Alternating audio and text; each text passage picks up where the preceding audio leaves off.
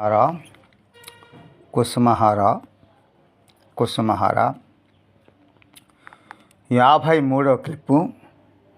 ఇది 10వ పుస్తకంలో అంటే దశమలహరిలో 80 నుంచి 94 పేజెస్ మంచి లీల. ఒక సాధకుడుగా ఆయన ఎలా తయారయ్యాడు, హరనాథ్ ప్రభు అతన్ని ఎలా ఆకర్షించగలిగాడు అనేది చాలా బాగుంటుంది. ఆయన స్వయంగా రాసుకున్న రచయిత ఆయనే. శ్రీ హరదన్ ముఖోపాధ్యాయ, భవానీపూర్, కలకత్తా అని తొలి దశ ఎలా ఉన్నది, భగవంతునిలో విశ్వాస రాహిత్యం ఉన్నది, పాగల్ హరనాథ్ ఉపదేశ అమృత గ్రంథాలను ఆయన సూక్తులను అవహేళన చేయటం, పెద్ద ఉద్యోగం లభించిన రుణగ్రస్తుడుగా ఉండిపోవటం, ఉద్యోగం పోవటం, ఆత్మహత్య ప్రయత్నాలు, రైలు కింద పడబోవటం, ఆయన ఎలా రక్షించాడు, ఇవన్నీ కూడా దీంట్లో ఉంటాయి. చూడండి, ఠాకూర్ హరనాథ్ గురించి ఎందరో రాశారు, ఇంకా ఎందరో ఎన్నెన్ని విషయాలు రాస్తూనే ఉన్నారు. అయినా ఇప్పటికీ అనేక విషయాలు వెల్లడి కాలేదు. శ్రీ హరనాథుని అపరూపమైన కృపణ గురించి, ఆయన ప్రవచనలు మానవునికి ఎంత సహకారులుగా ఉంటాయో అన్న విషయంలో నా జీవితంలో నేను గ్రహించిన దానిని అందరికీ తెలియపరచడం అత్యంత ఆవశ్యకమని భావించడం వలన నా జీవిత గ్రంథం నుండి జారిపోయిన పుట్టల నుండి ఈ కొద్ది పంక్తులు రాస్తున్నాను. ఎవరిది? హరనాథ్ ముఖోపాధ్యాయ యొక్క అనుభవం రాసుకుంటున్నారు. శ్రీ హరనాథుని ప్రవచనసారమైన ఏమన్నాడు, నీవు ఏ పరిస్థితులు ఉన్నా సరే నామం మర్చిపోవద్దు అనేది ఎంత విలువైనదో, భగవన్నామం ఎంత శక్తివంతమైందో సరువులకు తెలియపరుస్తాను. కొన్ని సంవత్సరాల క్రితం పురుషాకారం మీదనే, అంటే నేనే గొప్ప, నేనే పురుషుణ్ణి అనే భావన అన్నమాట. నా శక్తి యుక్తుల మీదనే ఎంతో విశ్వాసం కలిగి ఉండేవాడిని. భగవంతుని గురించి ఆలోచన అవసరం ఉన్నదని నేను ఎప్పుడూ భావించనే లేదు. అసలు అది అంటేనే, అంటే భగవత్ సంబంధమైన ఆలోచన అంటేనే ఇష్టం లేదు. ఒక్క మాటలో చెప్పాలంటే నా జన్మ పరంపర పుణ్య ఫలితంగా ప్రస్తుతం నేను అదృష్టవంతుడని చెప్పాలి. నేను ఒక పరిశుద్ధమైన బ్రాహ్మణ కుటుంబంలో ఉన్నత సాంప్రదాయాల కల ఇంట్లోనే పుట్టాను. నా పితృదేవులు కులాజాత గారు, అంటే నాయన చిన్నాయన ఇంకా సజీవంగానే ఉన్నారు. మా స్వగ్రామంలోని ఉంటూ వారి శీల సంపద వలన అందరి యొక్క భక్తి ప్రపత్తులు నేను పొందుతూనే ఉన్నాను. ఇంటిలో ప్రతిదినము గృహదేవతను పూజ చేయటం, పండగలు పబ్బాలు భక్తి శ్రద్ధతులు నిర్వహించడం, ఇవన్నీ మా పితామహి అంటే నాయనమ్మ గారి పర్యవేక్షణ జరుగుతూ ఉండేవి. ఇలాంటి గృహ వాతావరణంలో నా పసితనం బాల్యము గడిపి యవనంలో అడుగు పెట్టాను. మా నాయనగారు ఒకానొక శుభప్రదమైన క్షణంలో శ్రీ హరనాథుని కృపను పొందగలిగారు. కేవలం ఆయన యొక్క అనుగ్రహం వలననే శ్రీ హరనాథ్ అనేక మారులు మా ఇంట తన పాదధూళిని ప్రసాదించడం ద్వారాను మరికొన్ని విధానాల ద్వారాను మమ్మల్ని ధన్యులు చేశారు. అయినా నాకు ఆ విషయాలు అన్నీ అప్పట్లో పూర్తిగా అర్థం కాలేదు. అవి ఏవి నాకు నచ్చలేదు కూడా. అయినా నేను ఈ మాత్రం గ్రహించగలిగాను. అదేమంటే మా చిన్నాయన గారు ఏ విధమైన యోగ్యాభ్యాసం కానీ మరి ఏ విధమైన మంత్ర ప్రక్రియలు కానీ ఆచరింపకపోయినా ఆయనలో అన్ని విధాల మార్పులు వస్తున్నాయి. ఆయన ఏకాంతంగా దైవనామ స్మరణ చేసుకుంటూ ఉండేవారు. ఈ నామం అంటే ఏమిటి అని నాలో నేను తర్కించుకుంటూ ఉండేవాడిని. ఒక్కొక్కప్పుడు హేళనగా నవ్వుకుంటూ ఉండేవాడిని. నిజం చెప్పాలంటే ఏమీ తెలియదు, తెలుసుకోని ప్రయత్నము చేయలేదు. ఏదో కుతూహలం కొద్దీ హరనాథ పత్రాలు ఏంటంటే హరనాథ ప్రభుని లేఖలు, అంటే పాగల హరనాథ్ అనే ఉపదేశామృతం గ్రంథాలను చదవడం తటస్థించింది. అయినా నామస్మరించు అనే ఒక్క సందేశాన్ని ఇచ్చారు. మితిమీన విసుగుతో ఆ పుస్తకాన్ని తోసిపారేశాను. చూడండి, అంటే ఆయన కృప ఉంటే తప్ప ఆయన నామస్మరణ చేయలేము అని అర్థం. అది నా జీవితంలో ఇప్పుడు మరో కొత్త ప్రకటన ప్రారంభమవుతున్నది. యవ్వన యొక్క తొలి దశ, తొలి మత్తు మాయం కాకముందే విశ్వవిద్యాలయం వారి అంతులేని దయ వలన డిగ్రీని సంపాదించాను. అది లాభమో నష్టమో నాకు తెలియదు. ఎందుకంటే నేను డిగ్రీ వరకు చదువుకున్న సమయంలో నేర్చుకున్న విషయాలు చాలా ఉన్నాయి. వాటిలో చాలా విషయాలను అసలు నేను నేరకుండా ఉంటేనే నా ప్రయోజనం కలిగి ఉండేది ఇప్పుడే గ్రహించగలుగుతున్నాను. భగవంతుని విషయం ఒక్కడ మాత్రం నేను నేర్చుకోలేదు. అంతేకాదు నా హృదయంలో ధర్మాన్ని అంటే మతాన్ని గురించిన దేనికి స్పందన ప్రేరణ లేకుండా పోయింది. ఏ ఉపాధ్యాయుడు కానీ మరెవరు కానీ వాటి నాకు బోధించడం లేదు. వాటి విషయంలో వారు శ్రద్ధ పెట్టడం లేదు. అన్నిటి ఫలితంగా ఏది జరగాలో అదే జరిగిపోయింది. నేను కోరికలకు బానిస అయిపోయాను. పెద్ద ప్రభుత్వమే లభించింది, ఉద్యోగం వచ్చింది కూడా. గర్వంతో మతుడినైనాను. దుష్ట సాంగత్యం లభించడానికి ఎంతో కాలం పట్టలేదు. దాంతో అడుగు లేని అగాధ సముద్రం మునిగిపోతున్నాను. తల్లి, తండ్రి, బంధువులు వంటి మా అన్నగారు మరెవరి సలహా ఇచ్చి నాకు రుచించలేదు. స్నేహితుల సాంగత్యమే స్వర్గతుల్యం అనిపించింది.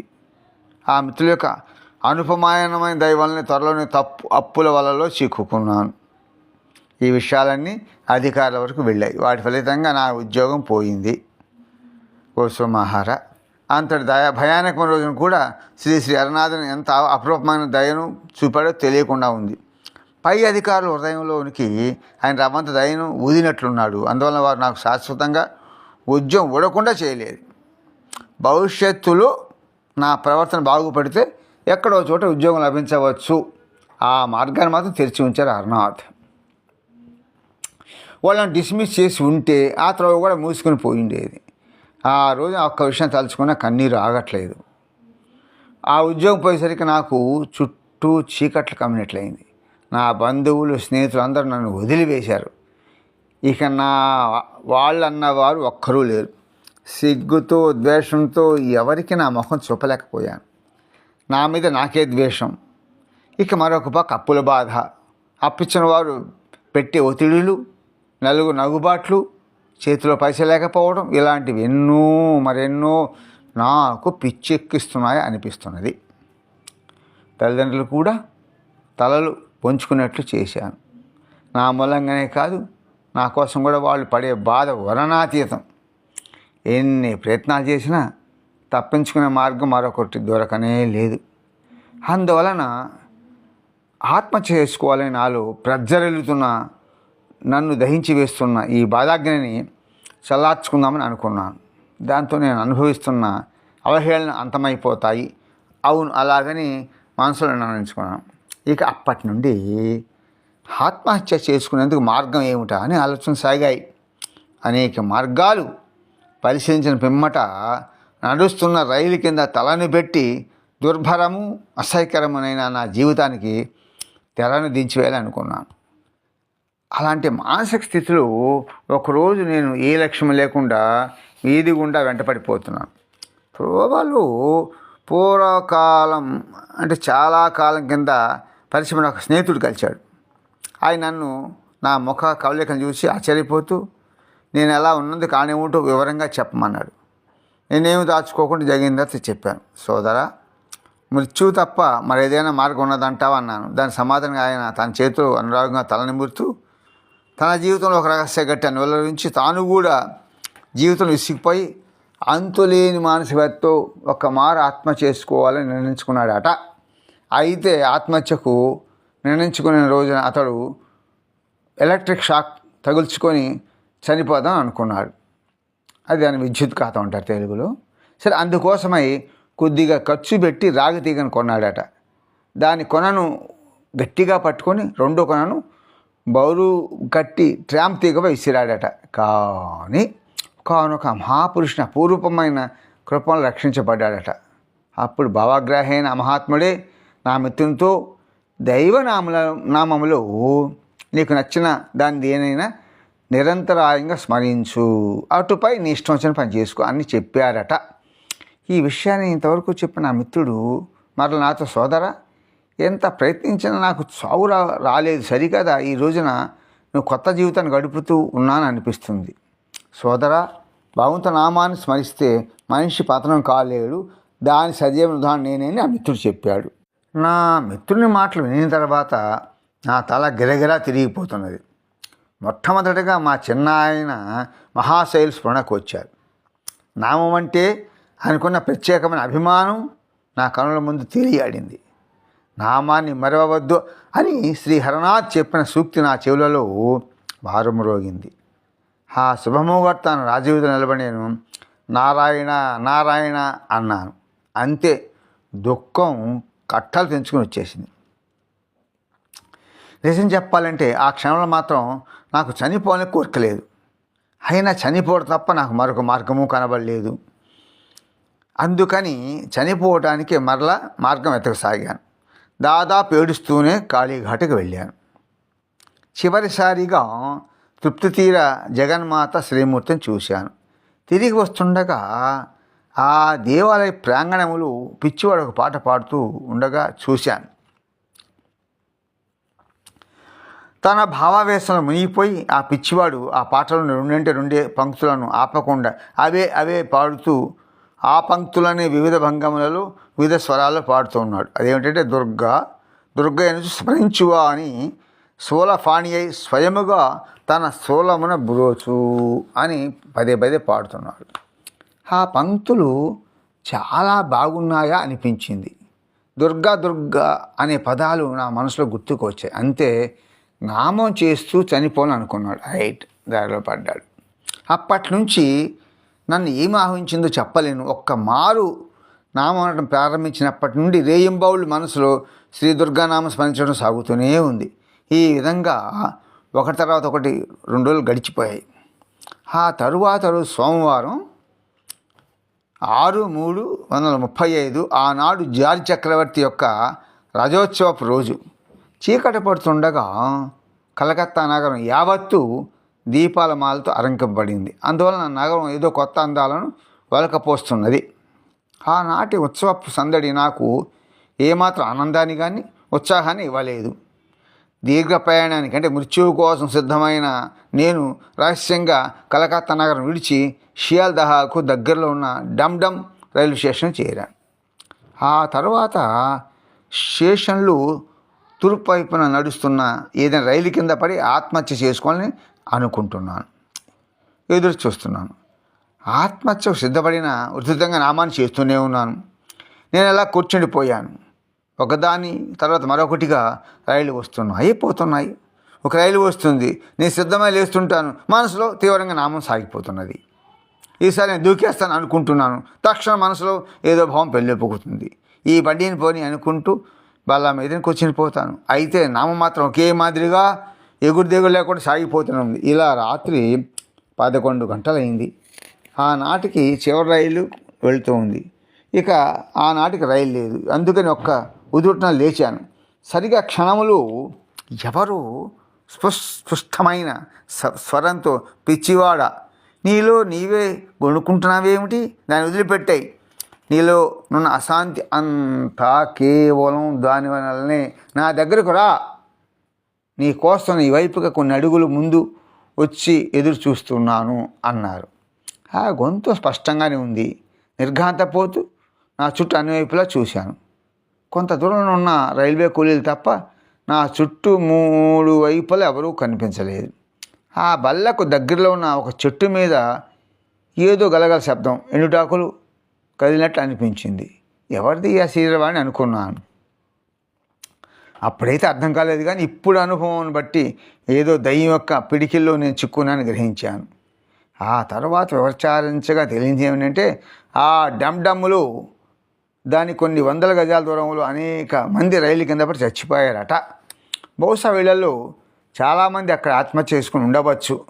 అందువలన ఆ రోజు నా పాపం అలాంటి దురదృష్టవంతులు ఎవరైనా ఏ ప్రేతాత్మయో ఏ దయ్యమో నామాన్ని వదిలిపెట్టమని, నన్ను ప్రలోభపెట్టమని లేదని ఎవరనగలరు? అందుకు సందేహం ఏమిటి? అలా అయితే నామం విడిచిపెడితే నాకు కూడా అదే గతి పట్టేదేమో. నేను అతని సహచరణ అయ్యి ఉండేవాడిని, నేను కూడా దయ్యాన్ని అయిపోయి ఉండేవాడినే. సో నామాన్ని వదలకూడదని ఎటువంటి పరిస్థితుల్లో, ఏ స్థితిలో కానీ హరనాథ బోధల సారం ఇదే. నేను కలవరపడి చుట్టూ చూశాను, కానీ ఎవరూ కనిపించలేదు. అయితే నామాన్ని వదిలిపెడితే నాకు చావు రావడం, చచ్చిపోతే నాకు శాంతి లభించడం నిజమైతే నేను ఇక నామాన్ని స్మరించను అని నిర్ణయించుకున్నాను. అయితే దృఢంగా నిర్ణయించుకున్నాను. అలా నిర్ణయించుకున్న తర్వాత అడుగులు వేసుకుంటూ పరిగెత్తుకుని వస్తున్న రైలు ముందుకు వెళ్ళాను. ఆ రైలు బండి తన ముందున్న హెడ్లైట్ కాంతులను చాలా దూరం వరకు వెదజల్లుతూ ఉంది. రాను రాను నాకు మరింత దగ్గర అవుతున్నది. వచ్చేసింది, వ్యవధి లేదు. అయితే అదేమి చిత్రమో, నేను వదిలిపెడదామన్న నామం నన్ను వదిలిపెట్టలేదు. అవును, నాకు తెలియదు. దుర్గా దుర్గా అంటూ కన్నులు మూసుకొని సిద్ధంగా నిలబడ్డాను. ఏమి అద్భుతం! ఉన్నట్లు రైలు బండి శబ్దం ఆగిపోయింది. కన్నులు తెరిచి చూశాను. సిగ్నల్ ఇవ్వనందువల్ల రైలు ఆగిపోయింది. ముందుకు సాగకుండా రైలు బిగ్గరగా కోత పెట్టింది. అప్పుడు నా మనసులో నామం ఉధృతంగా జరుగుతూనే ఉంది. ఉన్నట్లుండి ఎవరో చాలా మధురమైన స్వరంతో నన్ను ఉద్దేశించి, ఉరేయ్, బాగా అలసిపోయినట్లున్నావు, కొంచెం సేపు నిద్రపోయి తేరుకో. చచ్చిపోదాం అనుకుంటున్నావు కదా, రేపు పొద్దుట చనిపోయినా ఇంతలో మునిగిపోయేదేమీ లేదు అని అన్నారు. నిజమే, మత్తుగా ఉంది. మళ్ళీ ఆ చెట్టు కింద బల్ల మీద పరుని నామస్మరణ సాగించాను. కొద్దిసేపటికి గాఢ నిద్ర పట్టింది. ఓహ్, ఏమి నిద్ర! అంత హాయి అయిన నిద్ర చాలా రోజులే లేదు. మెలకొచ్చేసరికి బాగా బద్దెక్కిపోయింది. నా చుట్టూ కూలీల సందడి, శబ్దం ఎక్కువైంది.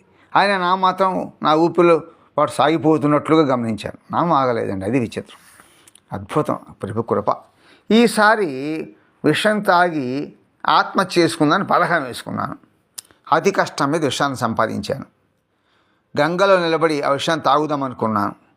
అలా గంగా గర్భంలో నిలబడి చనిపోతే ఆత్మహత్య వల్ల కలిగే పాపం కొంతవరకైనా తగ్గుతుందేమో అనిపించింది. అందుకని తెల్లవారుతుండగా దక్షిణేశ్వరంలో ఉన్న కాళీయానికి వెళ్ళాను. అక్కడ నా మనోవేదనంతటిని భవతారిణి దేవి పాదాల వద్ద వ్యక్తపరిచి గంగలో మెడలోతు నీళ్లకు ఏడుస్తూ దిగాను. నా చేతిలో అతి తీవ్రమైన విషమం ఉన్నది. ఆ సమయంలో భాగీరథి అంచులు వరుసుకుంటూ ప్రవహిస్తున్నది. ఒకసారి నా మనసులో నా ఇష్టదేవులను, దేవతలను గుర్తు తెచ్చుకున్నాను. ఇంతకు పూర్వం సమయం దొరికినప్పుడు భగవద్గీతను చదువుకునేవాడిని. అవును, చనిపోయే సమయంలో గీతను చేతిలో పట్టుకొని చనిపోవాలని కోరిక పుట్టింది.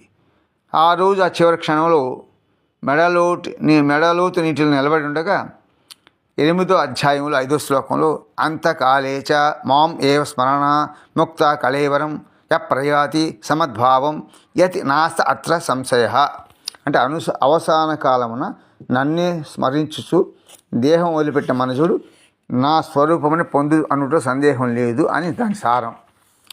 సరే, దానిని శ్రీ భగవానుడు స్వయంగా తన నోటితో చెప్పారు కదా. అంతలో మరలా నారాయణం తనుత్యాగి శ్రీధరం ప్రియ సంగమే అని మనసులో మెదిలింది. ఒక్క మారు ప్రియమారా తృప్తి తీర నా చుట్టూ చూశాను. నా ఎదుట శ్రీ భవతారిణి దేవాలయం శిఖరం కనిపించింది. శ్రీరామకృష్ణ పరహంస అన్ని వందల మందిని అనుగ్రహించింది. ఈ చోటుననే నాకు బాగా దాహం వేసింది. గొంతు పెరచకట్టుకొని పోతున్నది.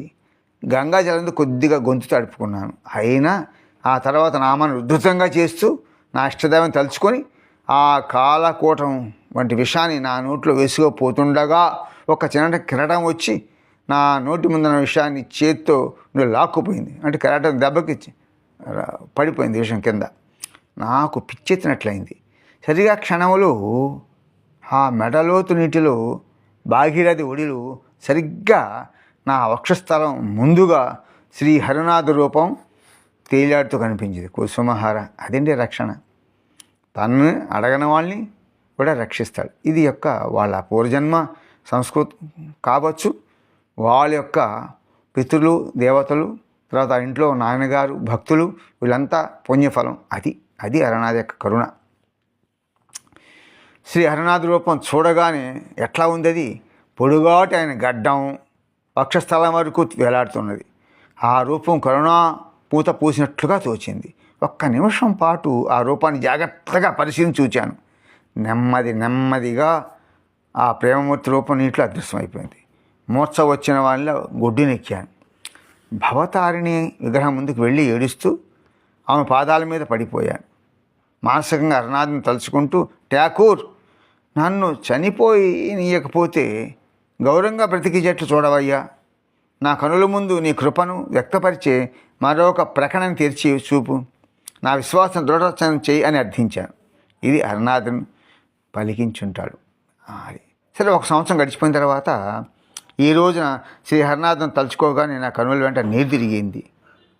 పెద్ద పదవులతోనూ అధికార స్థానంలో ఉన్నవారి సహాయ సానుభూతులు ఉన్నా ఉద్యోగాలు లేకుండా వందలాది యువకులు అలమటిస్తున్న ఈ గడ్డు కాలంలో ఇంత విపరీతమైన పోటీ ఉన్న ఈ రోజుల్లో నా వంటి నిరుద్యోగ యువకునికి అందులోనూ అందరూ వదిలివేయుగా అతని సహాయుడైన నాకు ప్రభుత్వ శాఖనే మరలా ఉద్యోగం లభించింది. అంతేనా? పూర్వం నేను చేసిన స్థాయి కన్నా పై స్థాయిలో శాశ్వత ప్రతిజ్ఞ మీద నన్ను నియమించారు. అంటే పర్మనెంట్ ఉద్యోగం వచ్చేశారు.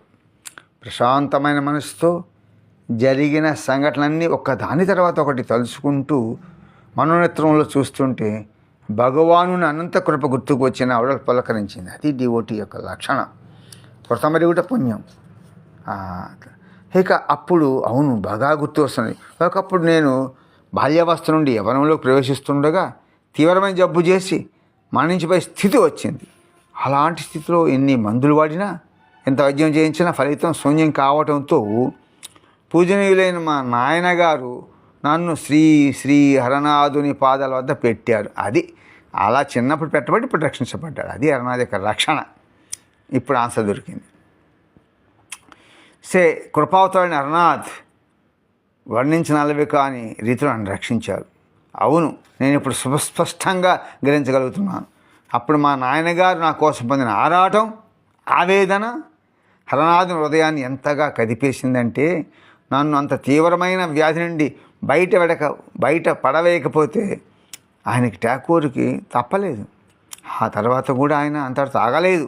నా పితృదేవుని శ్రీ హరనాథుని తన సొంత సోదరుని ప్రేమిస్తున్నారు. అందువల్లనే మా నాయనగారి అలాంటి ఆవేదన వలన శ్రీ హరనాథ్ తను ఆవేదన చెంది నా చివరి రోజు వరకు నన్ను వెంట పడుతూనే ఉన్నారు. వెంట ఉంటానని అనిపిస్తున్నది. నేను అటవీ శాఖలు ఉద్యోగం చేస్తున్న రోజుల్లో మానవుని మాంసం ఒకసారి చూసిన పెద్ద పులి మరొక జంతువుని దీనిని తినదట. కేవలం మనుష్య మాంసం కొరకు వెతుకుతుందట. అలాంటి పెద్ద పులిని మానవ భక్షిని ఆంగ్లంలో మ్యాన్ ఈటర్ అంటారు. అలాంటి పెద్ద పులి నోటి నుండి రక్షించింది ఎవరో? అడవి ఏనుగుల గుంపు పాదాల కింద నలిగిపడిపోకుండా తన్ను ఒడివలు పెట్టుకుంది ఎవరో? రూపం ధరించిన ఎముని వంటి ఎలుగుబంటి వారిని రక్షించింది ఎవరు? ఇప్పుడు అర్థమవుతున్నది, బోధపడుతుంది. ఆహా, నెమర వేసుకుంటున్నాడు ఆ ప్రభు యొక్క లీలలు. ఎంతో లోతైన కొన నుండి పడి నేను కిందన్న శిలకు నా తల ఢీకొట్టగా ఆ కొండవాలు వెంట అమితమైన వేగంతో కిందకి దొర్లిపోతూ క్షణక్షణ మృత్యువును సమీపిస్తూ మృత్యువు రాకుండా ఎదురు చూస్తున్న నేను ఆ రోజున ఎందుకు మరణించలేదో, ఎవరు నన్ను రక్షించి తన సందిట భద్రంగా ఉంచారో ఇప్పుడు తెలుస్తున్నది. కుసుమహార జయ హరణ జయ కుసుమకుమారి. చూడండి, ఆయన దయ చూడండి. ఆయన దయ ఉంటే ఏమీ కాదంతే మనకు. అది హరనాథ్ కృపా విశేషము. చివరకు ఈ మధ్యనే దక్షిణేశ్వరులు గంగా గర్భములు ఆ అద్భుత దృశ్యాన్ని నా కనులారా చూచాను కదా. హే కరుణామూర్తి, హే దయామయ, నీకు జయజయలు. ఓ హరనాథ్, నీ కృపణ గురించి ఎంత వర్ణించగలను? నా గత జన్మలలో ఎంత పుణ్యాన్ని సంపాదించుకున్నానో నాకు తెలియదు. ఏ శుభగడియలు నా పితృదేవులు నన్ను నీ చరణాల వద్ద సమర్పించారో కదా. అనుబంధం ఏర్పడితే ఇక బంధ వియోగం ఉండదు అని స్వయంగా నీ నోటితో చెప్పావు కదా నాయన. అవును, ఆ వాక్యం ఎంత దూరంగా ఎంత సత్యంగా ఉంటుందో గ్రహించగలను. అది హరనాథ కృప. ఏం యోగాలు చేశామండి, ఏం పుణ్యం చేశాడు ఈయన. అదే హరనాథ కృపా విషయం. ఏ యోగములు అక్కర్లేదు, హరనాథ కృప ఉంటే. అందువల్ల మన బంధువుల్లో మన తాతలు ఏ ఒక్కరు పుణ్యం చేసినా దాన్ని పొందుతాం. అది హరనాథ కృప. జాతి మత కుల వివక్షత లేకుండా హరనాథ్ అందరికి ఇచ్చిన సందేశం ఒక్కటే, నామం చెయ్యండి. హరనాథుని అపురూపమైన కృపావిశేషం చేత మూకం కరోతి వాచాలం పంగుం లంఘయితే గిరీశం అనేది గ్రహించగలిగాను. అంటే ముఖవాడు వాచాలుడట, మాట్లాడటం వాచాలుడుగా అయిపోతాడట. కుంటివాడు కొండలెక్కాడంట. అదండి నామస్మరణ యొక్క అభిప్రాయం, ఆందోళన కాదు. అది ఆయన ఆదేశం, ఆయన ప్రేమ. ఎలా రక్షిస్తున్నాడు చూడండి. అసాధ్యమైంది సాధ్యమైన దానిగా చేయగలనేది అచంచలమైన సత్యమే. భగవన్నామాన్ని ఆశ్రయించిన వాడు నాశనం కాడు అనేది కూడా అచంచలమైన సత్యమే. చూడండి, అద్భుతం. ఈ విషయాన్ని మరొక విషయాన్ని చెప్పకుండా ఉండాలని ఈ సందర్భంగా. కొద్ది రోజుల క్రితం ఆఫీస్ నుండి ట్రామ్ బండిలో ఇంటికి తిరిగి వస్తున్నా. ఇద్దరు పెద్ద మనుషులు నా దగ్గర కూర్చొని మాట్లాడుకుంటున్నారు. వాళ్ళకు తెలిసిన మరొక వ్యక్తి గురించి ఆ సంభాషణ సాగుతున్నది.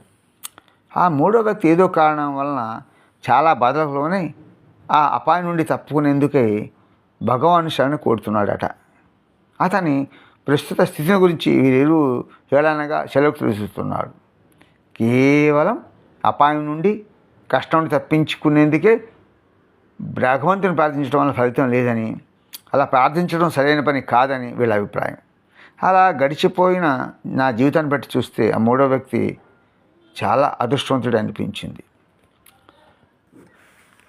ఎలాగంటే శ్రీమద్ భగవద్గీత 7వ అధ్యాయం 16వ శ్లోకంలో చతుర్విధ భజంతే మాం జనా సుకృతో అర్జున ఆర్తో జిజ్ఞాసు అర్ధాది జ్ఞానీచ భర్షభ అన్నారు. అంటే దుఃఖితుడు, జిజ్ఞాసువు, ఏవో పొందుకోరుచున్నాడో జ్ఞాని ఈ 4 విధములైన పుణ్యాత్మలను భజింతురు.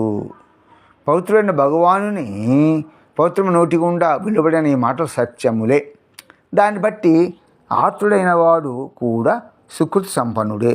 ఎందుకంటే ఆర్తుడు, జిజ్ఞాసు, అర్ధాది జ్ఞాని ఈ 4 కూడా భగవంతుని ప్రార్థిస్తున్నారు. వారందరికీ పుణ్యం లభిస్తుంది. అందువలన దుఃఖంలో ఉన్నప్పుడు భగవంతుని ప్రార్థించడంలో దోషం లేదు.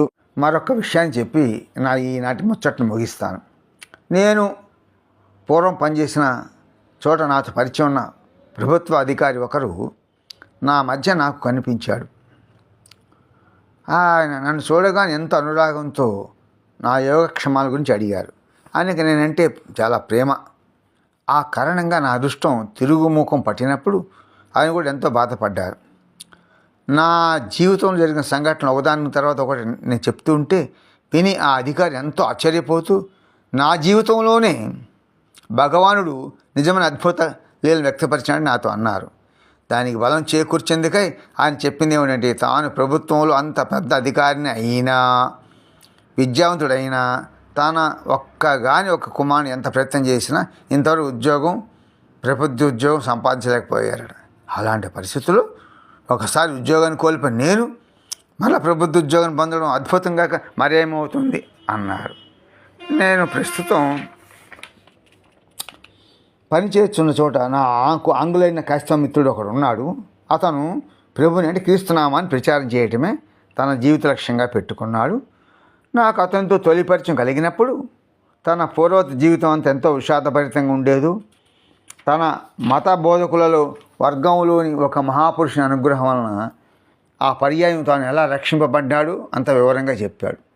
ఆ మహాపురుషుడు ఇతనిని జీసస్ క్రీస్తు నామాన్ని ఆశ్రయించమని చెప్తూ ఆయన పవిత్ర నామందు విశ్వాసం కలవారు నాశనం పొందరు అనే వాక్యాన్ని నిరంతరం గుర్తుంచుకునేట్లు చేశారట. ఆ రోజున ఆ క్షణం నుండి నా మిత్రుడు నామాన్ని ఆశ్రయించి స్మరిస్తున్నాడట. ఆ నామం యొక్క శక్తి వల్లనే అతడు తన నూతన జీవితాన్ని పొందగలిగాడట. ఈ విషయాలన్నిటినీ నా మిత్రుడు నాకు పొసకొచ్చినట్టు చెప్పాడు. అతడు నా స్నేహితుడి మాటలు విని నేను ఆశ్చర్యపోయాను. భగవద్గీతలోని 9వ అధ్యాయం 31వ శ్లోకం యొక్క చివరి పాదం, కౌంతేయ ప్రతిజానీహి నమే భక్త ప్రణశ్యతి. ఇది భాగవతాన 2వ భాగం 32లో కూడా వర్ణించాడు. అర్జున, నా భక్తుడు ఎప్పుడు నశింపుడని స్వయంగా నిత్యంగా తెలుసుకో. అంటే ఇక్కడ అర్థం ఏంటంటే ఈ దేహం కాదు, ఆత్మ నశించదు, ఆత్మ ఎదుగుతూ ఉంటుందని అర్థం. నశించడంటే దేహం అని కాదు, అక్కడ ఆత్మ నశించదు, ఎదుగుతూనే ఉంటుంది ఎన్ని జన్మలకైనా. సరే, ఈయనకు ఆ వాక్యం గుర్తొచ్చిందంట అరదనమకోపాధ్యాయుకి.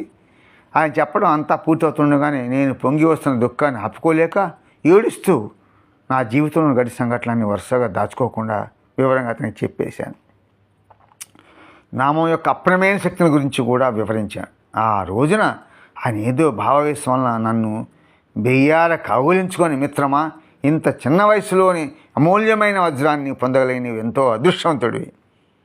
మామూలు జనం నిన్ను హేళన పట్టించవచ్చు, అయినా నీ ఆత్మ శ్రేయస్సు కోసం ఆ మాత్ర కుర్ర దెబ్బలు అవసరమే. అంటే నీకు వచ్చిన కష్టాలు కరెక్ట్. హరనాథుడు అలా బుద్ధి కలిగిస్తాడు.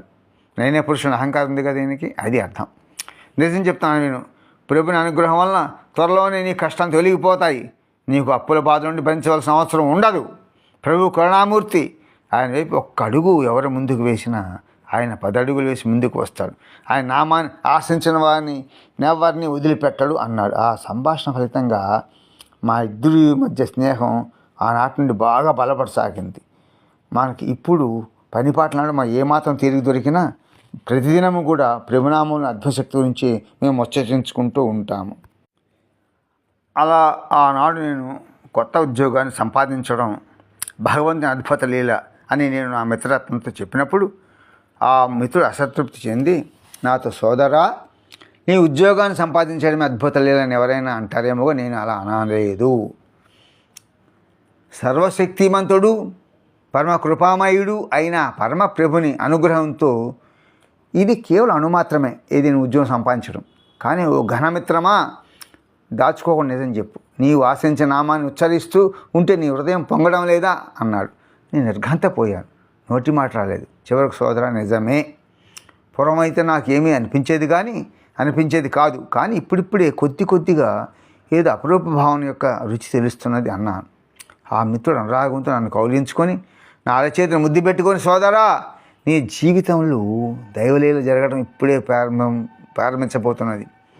నా ప్రభు నీకు చాలా దగ్గరలోనున్నాడు, ప్రయత్నించి ఆయన పట్టుకో, ఆయన జారిపోనీయకు అన్నాడు. అది అలా చెప్పించాడు ప్రభు ఆయన చేత. నా మిత్రమహాశయుడు చెప్పిన మాటలను భావము వైష్ణవులు నామం అంటే రుచి అని అంటారే ఆ భావన గుర్తు తెచ్చింది. అద్భుతమైన దైవలీల అనే దానికి అతడు ఇచ్చిన వివరణ నాకు మొదట అర్థం కాలేదు. నామంలోని మాధుర్యాన్ని అనుభూతి చెందడమే నామం యొక్క శక్తికి, నామం మనలో పనిచేస్తున్నది అనడానికి నిదర్శనం. ఆయన నా మిత్ర మహాశయుడు స్వయంగా వివరించాడు. నాకైతే అంత చెప్పాల్సిన అవసరం లేదు, కానీ ఈ రోజుల్లో మన చుట్టూ జరిగిపోతున్న ఆత్మహత్యలు గమనిస్తూ ఉంటే ఆ దురదృష్టవంతులకు అందరికీ నామాన్ని ఆశించడం అనేది ఒక్కటే నిర్దిష్టమైన గురి తప్పని ఔషధం అని నాకు అనిపిస్తున్నది. దైవనామాన్ని స్మరించి ఏ వ్యక్తి కూడా ఆత్మహత్య చేసుకోలేడు. నా జీవిత అనుభవం అదే. ఈ నిమిషంలో ఆత్మహత్య చేసుకొని నిర్ణయించుకోబోతున్న వారు ఎవరైనా ఉండవచ్చు.